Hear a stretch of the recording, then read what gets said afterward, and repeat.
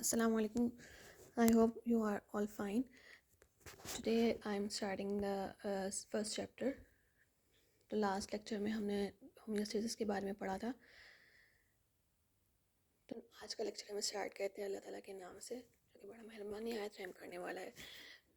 रब्बी ज़िदनी इल्मा, ए मेरे रब मेरे इल्म में इजाफ़ा फरमा। जब भी आप पढ़ें तो अल्लाह को ज़रूर याद किया करें। याद करने की दुआएं हैं जिसके ज़रिए आपके इल्म में बहुत ज़्यादा इजाफ़ा होगा और आपको जल्दी जल्दी याद होगा और चीज़ें समझ में आएंगी ठीक तरीके से। ठीक है, तो हम जो है ना पढ़ते वक्त की दुआ है हम वो भी पढ़ लेते हैं, जिसके ज़रिए हमें याद ज़्यादा मेमोरी बहुत अच्छी हो जाएगी हमारी। ओके, बिस्मिल्लाहिर्रहमानिर्रहीम। रब्बि इश्रह ली सदरी व यस्सिर ली अमरी वहलुल उक़दतम मिन लिसानी यफ़क़हू क़ौली। कि अल्लाहुम्मा आमीन। तो आज का लेक्चर स्टार्ट करते हैं। कल हमने होमियोस्टेसिस के बारे में पढ़ा था, उसकी डेफिनेशन पढ़ी थी, उसके एस्पेक्ट्स पढ़े थे। ऑस्मो रेगुलेशन होता है उसका एक एस्पेक्ट, उसका दूसरा एस्पेक्ट है एक्सक्रीशन एंड थर्ड एस्पेक्ट उसका थर्मो रेगुलेशन। फिर हमने फीडबैक मैकेनिज्म पढ़ा था जिसके अंदर 3 ऑर्गन्स इन्वॉल्व होते हैं। फर्स्ट है हमारा रिसेप्टर, देन है हमारा कंट्रोल सेंटर, देन है हमारा इफेक्टर। फिर उसके बाद हमने इसकी टाइप्स पढ़ी थी फीडबैक सिस्टम की, जिसके अंदर हमारे पास आ जाता है नेगेटिव फीडबैक सिस्टम और पॉजिटिव फीडबैक सिस्टम। नेगेटिव में अपोजिट इफेक्ट होता है और पॉजिटिव में सिमिलर इफेक्ट होता है। ओके, अब हाँ हम नेक्स्ट जो हमारा टॉपिक है हम वो पढ़ेंगे, जिसकी हेडिंग है ऑस्मो रेगुलेशन। ऑस्मो रेगुलेशन जैसे मैं आपको पहले ही बता चुकी हूँ कि it is a maintenance of salts and water in the internal environment of the organism. ठीक है, तो हम इसको बुक में से हम पढ़ लेते हैं कि क्या है। Osmo regulation is one of the important aspect of homeostasis. It involves maintaining a balance between water and solute concentration of the cell. ठीक है, sorry, water and solid contents of the cell. तो water और जो salt होता है cell के अंदर, उसकी क्वांटिटी को मैनेज करने के लिए, सेम रखने के लिए, स्टेबल रखने के लिए जो जो मैकेनिज्म होता है हमारी बॉडी के अंदर, वो हम उसे कहते हैं ऑस्मो रेगुलेशन के। नेक्स्ट हमारे पास है water relation of the cell. Water is used as biological solvent. हमें पता ही है वाटर एक ऐसा सॉल्वेंट है जिसके अंदर मोस्ट ऑफ द सब्सटेंसेस और कंपाउंड्स है वो जो डिज़ोल्व हो जाते हैं। ठीक है, which drives most of the metabolic activities of the cell. तो वाटर जो एक ऐसा सॉल्वेंट है जो कि ड्राइव्स करता है most of the metabolic activities of the cell. Metabolic activities कौन कौन सी होती हैं, जिसके अंदर मेटाबॉलिक के अंदर एनाबॉलिक प्रोसेसेस भी आ जाते हैं और कैटाबॉलिक प्रोसेसेस भी आ जाते हैं। कैटाबॉलिक प्रोसेस और एनाबॉलिक प्रोसेस को मिला के हम मेटाबॉलिक प्रोसेसेस कहते हैं। ओके, तो वाटर के ज़रिए ही ये ना मेटाबॉलिज्म का प्रोसेस होता है। It moves in and out of the cell by a process called osmosis. यहाँ पे टर्म आ गई ऑस्मोसिस की।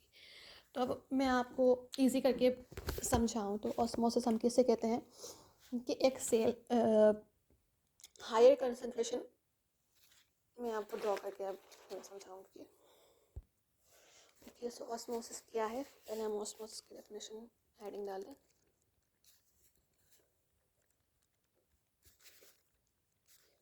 The process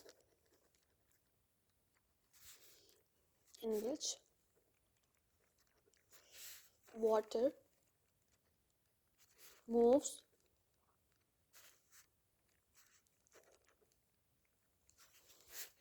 from higher concentration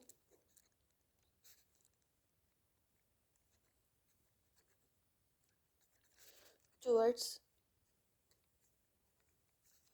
lower concentration.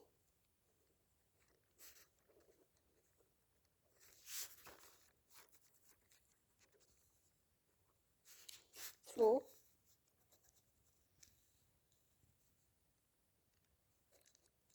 plasma membrane,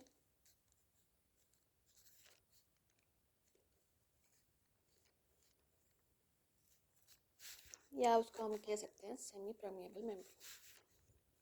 okay,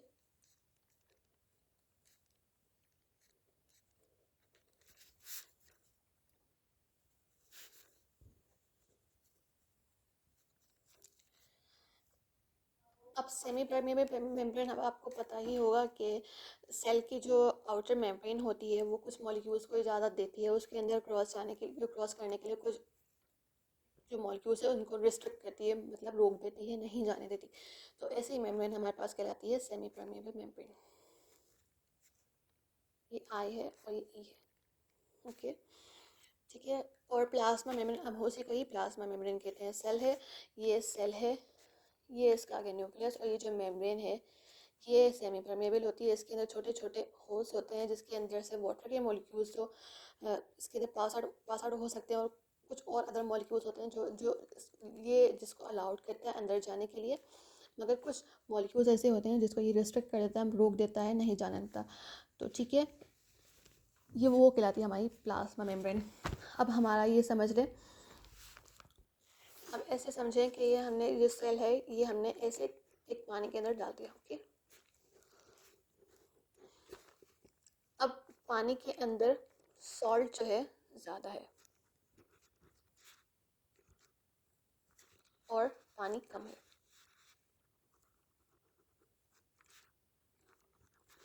एक और हम सेल लेते हैं, ये इसका न्यूक्लियस हो गया, इसकी मेम्ब्रेन हो गई, उसके अंदर साइटोप्लाज्म हो गया। ठीक है, अब इसको हम एक ऐसे एनवायरनमेंट में रखते हैं जिसके अंदर सॉल्ट तो कम है मगर पानी ज़्यादा है। अब वाटर की movement from high concentration to the low concentration through plasma membrane, उसको कहते हैं हम ऑस्मोसिस। ठीक है, क्या कहते हैं, एक ऐसा प्रोसेस जिसके अंदर पानी मूव करे फ्रॉम हायर कंसंट्रेशन, ज़्यादा कंसंट्रेशन से लो कंसंट्रेशन की तरफ, थ्रू प्लाज्मा मेम्ब्रेन या सेमी परमेबल मेम्ब्रेन। अब इसमें देखें कि पानी कैसे मूव करेगा। अब हाई कंसंट्रेशन और लो कंसंट्रेशन का कॉन्सेप्ट समझाने की मैं कोशिश करती हूँ कि ये देखें, इसके अंदर सॉल्ट ज़्यादा है और वाटर कम है, और इसके अंदर वाटर ज़्यादा है और सॉल्ट कम है। तो इसको हम क्या कहेंगे, जिसके अंदर वाटर ज़्यादा होता है ना, हम उसको कहते हैं हाइपोटोनिक। वाटर ज़्यादा, तो हम उसको क्या कहेंगे, हाइपोटोनिक।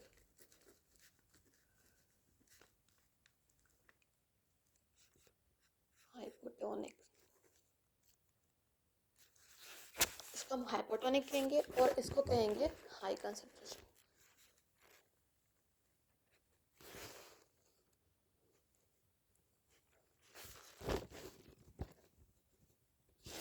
हाई कंसंट्रेशन किसकी है, वाटर की है, सॉल्ट की नहीं है, वाटर की है। ठीक है, अब पानी कहाँ मूव करेगा, जहाँ पे वाटर की कंसंट्रेशन हाई होगी। कहाँ मूव करेगा पानी, जहाँ वाटर की कंसंट्रेशन मूव ज़्यादा होगी। वाटर वहाँ मूव करेगा जहाँ का एनवायरनमेंट हाइपोटोनिक होगा। ओके, अब एक और टर्म समझे, अगर वाटर जहाँ कम हो तो वो उसको हम कहेंगे हाइपरटोनिक।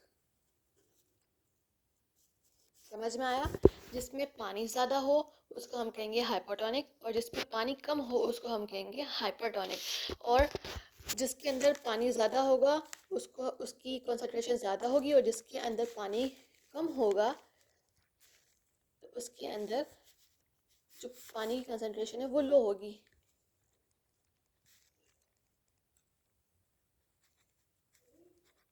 ठीक है, अब पानी कहाँ मूव करता है, हाई से लो में। ठीक है, अब यहाँ पे देखें, यहाँ पे पानी जो है लो है,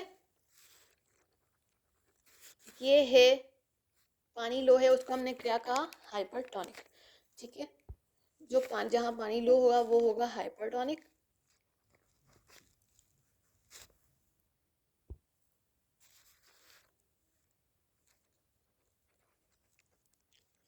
और जहाँ पानी ज़्यादा होगा वो होगा हाइपोटोनिक।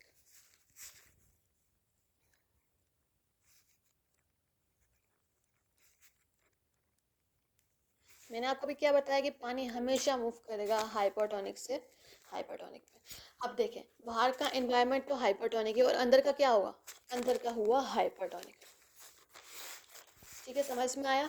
अगर एक जगह का सेल अगर हमने एक किसी जगह में प्लेस किया जिसका एनवायरनमेंट हाइपरटोनिक है, तो अल्टीमेटली उसका एनवायरनमेंट अंदर का जो सेल का अंदर का एनवायरनमेंट होगा वो हाइपरटोनिक ही होगा हमेशा। क्या होगा, हाइपरटोनिक। अब हम इस केस में आ जाए, इसमें बाहर का एनवायरनमेंट हाइपरटोनिक है, मीन्स बाहर पानी कम है, सॉल्ट ज़्यादा है, तो अंदर का एनवायरनमेंट कैसा हो जाएगा, हाइपोटोनिक। तो पानी कहाँ से कहाँ मूव करता है, हाइपो से हाइपर, ठीक है, अब इतनी से आप इसको हाफ करके आप याद कर लें कि पानी हमेशा जब भी मूव करेगा तो हाइपो से हाइपर करेगा, लो हाई से लो में करेगा। ठीक है, तो यहाँ पे अंदर का एनवायरनमेंट हाइपोटोनिक है, तो पानी अंदर से बाहर जाएगा, सॉरी बाहर से अंदर जाएगा, सेल के अंदर एंटर होगा मतलब। और यहाँ पे जो है पानी की कमी है, पानी लो है और लो कंसंट्रेशन पे हाइपर है, तो अंदर से पानी बाहर आएगा। समझ में आया? अब ये जो मूवमेंट हो रही है पानी की इन एंड आउट, तो इस मूवमेंट को हम कहते हैं ऑस्मोसिस। ठीक है, the process in which water moves from high concentration towards a lower concentration through plasma membrane is termed as osmosis. यहाँ पे हम लिख देते हैं is called osmosis. I hope आपको ये छोटी सी टर्म थी, ये समझ में आएगी। ये थोड़ी सी है कंफ्यूज करने वाली, मगर क्या पढ़ना पड़ेगा। ठीक है, अब इसमें फर्दर क्या लिखा हुआ है कि it is the special kind of diffusion in which water molecules move from higher concentration to the lower concentration across the plasma membrane. ठीक है, ये चीज़ हमने पढ़ी। अब इसके बाद क्या है, balance of water solutes in the body. Thermodynamically speaking, the potential energy of water in the region of its higher concentration is greater than its potential energy in the region of lower concentration. इसमें एक बात की गई है कि जो water की energy है वो लो होगी। कहाँ पर लो होगी? जहाँ पे पानी कम होगा, और जहाँ पे पानी ज़्यादा होगा उसकी वाटर पोटेंशियल ज़्यादा होगा। अब इस टर्म को समझने की कोशिश करते हैं। देखें, एक मेरे पास एक कंटेनर है जिसके अंदर पानी की मॉलिक्यूल्स मूव कर रहे हैं रैंडम डायरेक्शन में। ठीक है,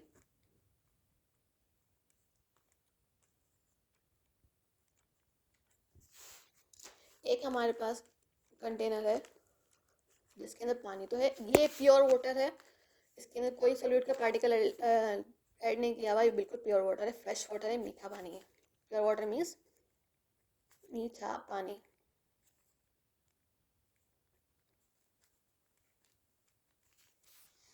और एक ही हमारे पास कंटेनर हमने ले लिया जिसके अंदर वाटर तो है ही है, मगर इसके अंदर कुछ सॉल्ट के पार्टिकल्स भी ऐड किए हैं हमने। जिस ऐसा मिक्सचर जिसके अंदर सॉल्ट और वाटर जो दोनों ऐड हो जाए तो वो क्या बन गया? सॉल्यूशन।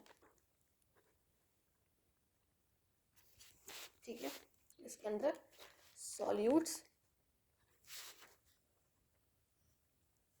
हमारे पास दो है ना, दो टाइप के हो सकते हैं। हमारे पास शुगर भी हो सकता है और सॉल्ट भी हो सकता है। ठीक है, तो ये हो गया सॉल्यूट, प्लस उसके अंदर क्या होगा? सॉल्वेंट। सॉल्वेंट हमारे इसमें के अंदर क्या है? वाटर।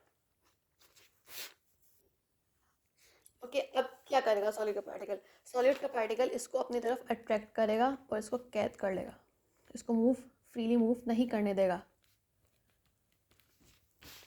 ठीक है, अब ये क्या कहलाएगा? अब ये इसकी एबिलिटी ज़्यादा है मूव करने की, ये बिल्कुल आज़ाद है क्योंकि इसके अंदर सॉल्यूट के हमने पार्टिकल्स नहीं डाले, तो इसका कहलाएगा, इसको हम कहेंगे कि इसका वाटर पोटेंशियल हाई है। वाटर पोटेंशियल इसका हाई है। इसके अंदर वाटर सही से मूव नहीं कर पा रही क्योंकि उसके अंदर सॉल्यूट की कंसंट्रेशन थोड़ी ज़्यादा है। इसके अंदर सॉल्यूट की पार्टिकल्स हमने ऐड किए हैं जिसकी वजह से वाटर सही से फ्लो नहीं कर पा रहा, तो इसकी वाटर जो पोटेंशियल हो गया लो हो गया। यही बात कही है कि the potential energy of water in the region of higher concentration is greater. जहाँ का हाई कंसंट्रेशन होगी वाटर की, इसके अंदर वाटर ज़्यादा है, इसके अंदर सॉल्यूट है ही नहीं बिल्कुल। ठीक है, वाटर ज़्यादा और इसके अंदर सॉल्यूट बिल्कुल भी नहीं है, इसके अंदर सॉल्यूट ज़्यादा और वाटर कम। ठीक है, तो यही कहा है कि जिसके अंदर वाटर की कंसंट्रेशन जहाँ की ज़्यादा होगी वहाँ का वाटर पोटेंशियल भी ज़्यादा होगा, और जहाँ की वाटर की कंसंट्रेशन कम होगी, लो होगी, वहाँ का वाटर पोटेंशियल लो होगा। ठीक है, अब यहाँ पे क्या लिखा हुआ है? Generally it can be defined as a capacity of living system to lose water. इसको आप छोड़ दें, जितना मैंने समझाया उसको याद रखें। The concentration of solution is biologically expressed either as water potential in case of plant और osmotic pressure in case of animal. ठीक है, इसको ही इन्होंने कहा है कि ये ही जो है वाटर पोटेंशियल जो है, ये प्लांट्स में हम कहेंगे ये वाटर पोटेंशियल है। अब यही केस अगर हम इसमें मतलब समझ लें कि यही इन्वायरमेंट अगर एनिमल की बॉडी का होगा तो हम उसको कहेंगे ऑस्मोटिक प्रेशर। इसका ऑस्मोटिक प्रेशर लो है, इस कंटेनर का ऑस्मोटिक प्रेशर लो है, और इस कंटेनर के अंदर जो सॉल्यूट के पार्टिकल्स हाई हैं तो उसका ऑस्मोटिक प्रेशर हाई है।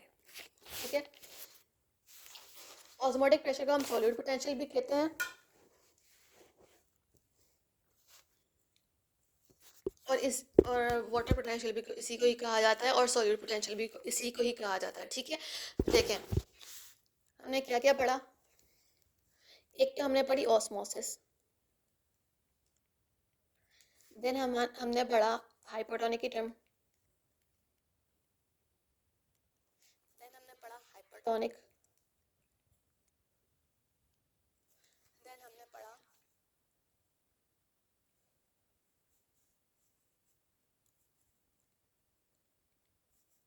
हाई कंसंट्रेशन, शॉर्ट करके लिख रही हूँ मैं, और ये हमने पढ़ा low concentration of water molecules, ये भी ऑफ वाटर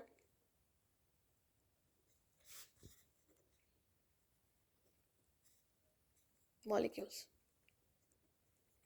फिर हमने पढ़ा वाटर पोटेंशियल, फिर हमने पढ़ा सॉल्यूट पोटेंशियल,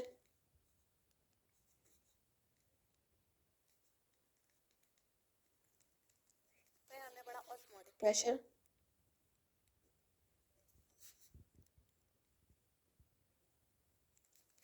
ऑस्मोसिस क्या हुआ, movement of water,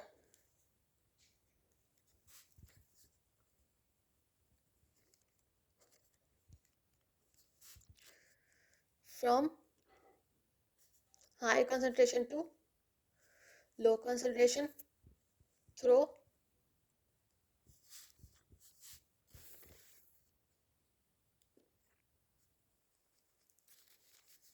semi permeable membrane. Short करके लिख दिया मैंने। ओके, अब हाइपरटोनिक क्या हुआ, ऐसा solution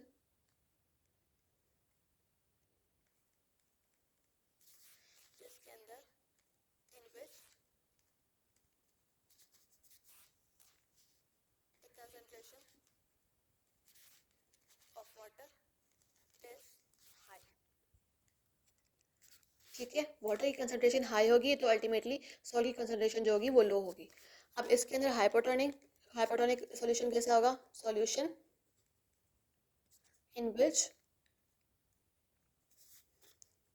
the concentration of salt is high, ultimately water की कंसंट्रेशन लो हो जाएगी। ठीक है, और वाटर कहाँ से कहाँ मूव करता है, हाइपो से हाइपर। ठीक है, देन कंसंट्रेटेड वाटर कौन सा होगा, जिसके अंदर वाटर के मॉलिक्यूल्स ज़्यादा होंगे और सॉल्ट के मॉलिक्यूल्स कम होंगे। ठीक है, और लो कंसंट्रेशन किसकी होगी कि वाटर की मॉलिक्यूल्स कम होंगे और सॉल्ट के मॉलिक्यूल्स ज़्यादा होंगे। ठीक है, फिर हमने पढ़ा वाटर पोटेंशियल। वाटर पोटेंशियल को हम ऐसे भी कह सकते हैं, the ability of water to flow is called water potential.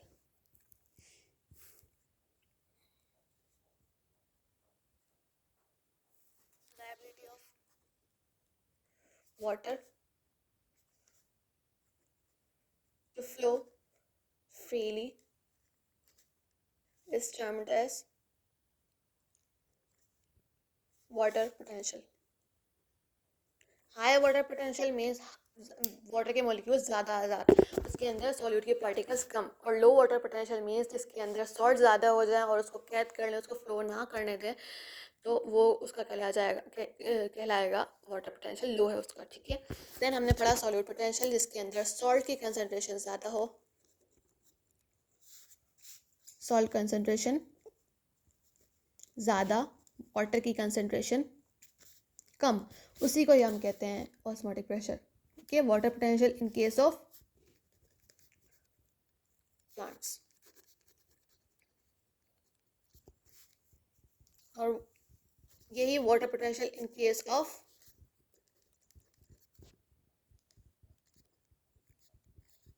Animals.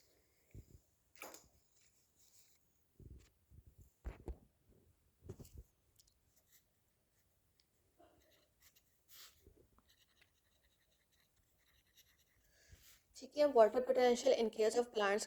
Plants के अंदर जब हम वाटर पोटेंशियल की बात करेंगे तो उसको वाटर पोटेंशियल कहेंगे, और हम प्लांट्स की एनिमल्स की बात करेंगे तो उसके अंदर हम वाटर पोटेंशियल को कहेंगे ऑस्मोटिक प्रेशर। ठीक है,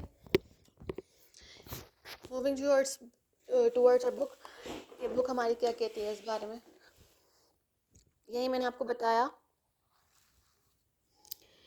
कि concentration of a solution in biologically expressed either as water potential in case of plants or osmotic pressure in case of animals, which shows relative amount of water and solutes in the cell, जो कि क्या बताती है कि water cell के अंदर कितना amount है वाटर का और कितना अमाउंट है सॉल्ट का। ठीक है, अब यहाँ पे हमें कुछ डायग्राम्स दी गई है, हम थोड़ा सा इसको डिस्कस कर लेते हैं। क्या लिखा हुआ है, when cells are in the aqueous environment of the same water potential as that of the cell isotonic solution, there is no net water movement। हम इसको थोड़ा सा समझे थोड़ा डायग्राम की मदद से। तो ये देखें, ये हमारा इन्वायरमेंट है, इसके अंदर सॉल्ट्स भी कुछ हैं, कुछ वाटर की भी है ना, इसके अंदर हमने वाटर के मॉलिक्यूल्स भी हैं, इसके अंदर सॉल्ट के मॉलिक्यूल्स भी। ये हमारा हो गया सॉल्यूशन। ये इसके अंदर हमने डाल दिया सेल, ये इसको हो गया न्यूक्लियस, ये होगी इसकी मेम्ब्रेन। ठीक है, अभी हमने डाल दिया सेल इस सॉल्यूशन के अंदर। अब इस सेल की जो वाटर की कंसंट्रेशन और इस सॉल्यूशन की वाटर कंसंट्रेशन दोनों अगर इक्वल हो जाए,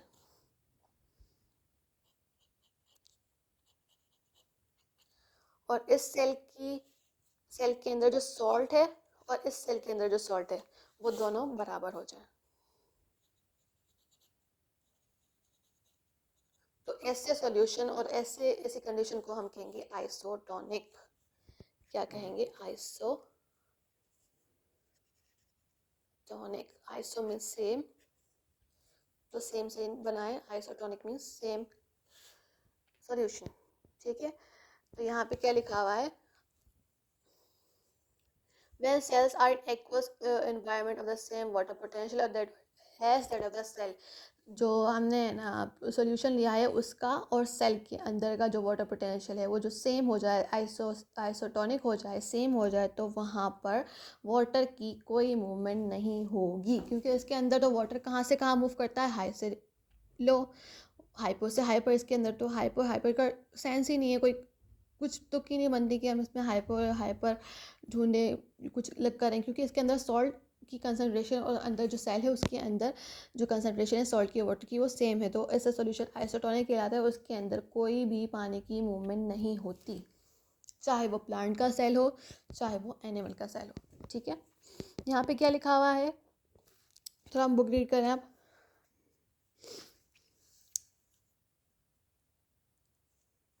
ये मैंने आप पढ़ लिया था, हम वापस पढ़ लेते हैं। when cells are in the aqueous environment, aqueous means पानी वाला environment of the same water potential as that of the cell isotonic, there is no net water movement।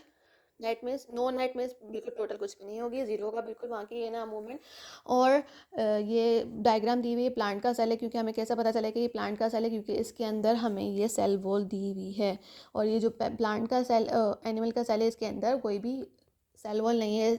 इससे हमें पता चला कि ये एनिमल का सेल है और ये जो है हमारे पास प्लांट का सेल है।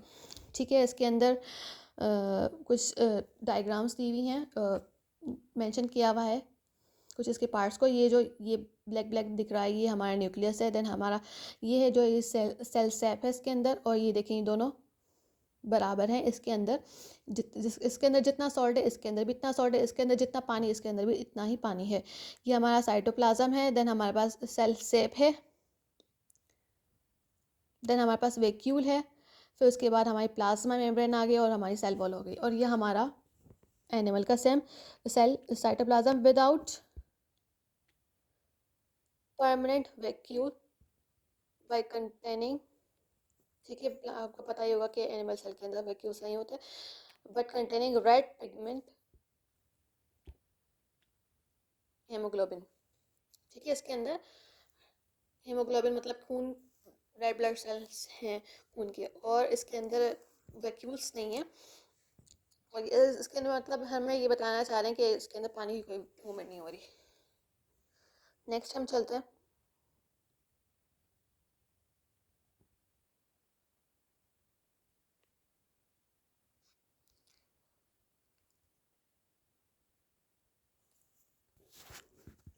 ये जो हमारा जो सेल है ये हेमोग्लोबिन का सेल है, ठीक है। यहाँ लिखा हुआ पिगमेंट, पिगमेंट हेमोग्लोबिन का इसके अंदर पिगमेंट है, तो ये हमारा रेड ब्लड सेल है, ठीक है। और ये जो हमारा सेल है ये पैरेन्काइमा सेल है फ्रॉम बीटरूट। बीटरूट जो हमारी शलजम होती है या चुकंदर कहलें, इसका जो ये सेल लिया गया है, और इसका और बाहर का जो है ना इसका सराउंडिंग्स का जो एनवायरनमेंट है वो आइसोटोनिक है। देन हमारे पास है when the extreme water potential and that of the cell are same, तो उसके अंदर ये कंडीशन होगी no net water movement. Then हमारे पास सेकंड आता है cell transfer to an environment at a less negative water potential, example pure water, hypotonic, gain water by osmosis. अब यहाँ पे ये समझो,